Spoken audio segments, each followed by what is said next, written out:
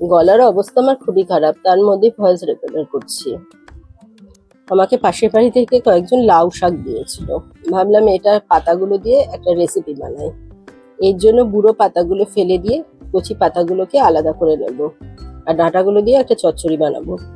আর যেই তো পাতা দিয়েই রেসিপিটা বানাবো, তাই সুরগুলো ফেলে দিয়ে পাতাগুলো, কচি কচি পাতাগুলো একটা একটা করে নিয়ে নিলাম।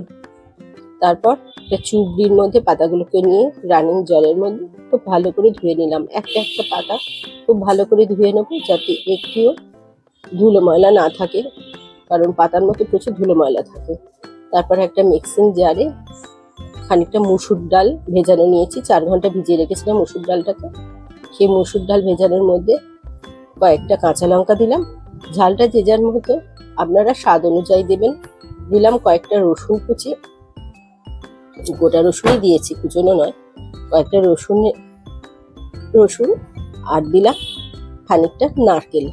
এই নারকেলটা আমার ফ্রিজে ছিল বলে একটু অন্যরকম শুকনো হয়ে গেছে, কিন্তু স্বাদ একই আছে। এই বাটার মধ্যে দিলাম খানিকটা পেঁয়াজ কুচি, নুন মিষ্টি স্বাদ মতো, দিলাম খানিকটা গরম মশলা গুঁড়ো, আর অবশ্যই একটু কাঁচা সর্ষে তেল দিয়েছি, যেটা এডিটিং বাদ চলে গেছে। এগুলোকে ভালো করে মিশিয়ে নিই।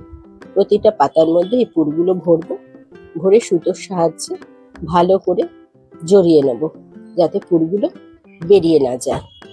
এইভাবে বড়াগুলো রেডি হলে একটা ফ্রাই প্যানে সর্ষের তেল গরম করে নেব। সর্ষের তেল গরম করা হয়ে গেলে একটা একটা করে পাতা চাপিয়ে দেবো ফ্রাই প্যানে। এপিঠ ওপিঠ ভালো করে ভেজে নেব।